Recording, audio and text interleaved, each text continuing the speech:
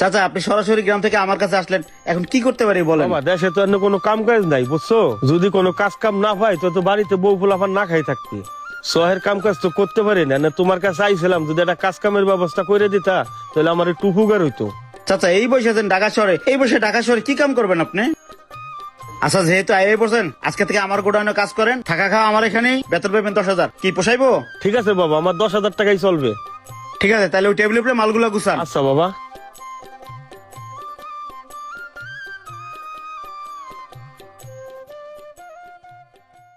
মাল আইছে না? আচ্ছা আচ্ছা, আমি তাহলে চাচারে পাঠাইতেছি। এই চাচা হ্যাঁ বাবাজি। এদিকে আসেন। ওই যে শিমুল আছে না, হ্যাঁ হ্যাঁ ওই যে মালটাল দিয়ে যায় মালানি, হ্যাঁ। ওর কাছে যান, এই টাকাটা দিবেন।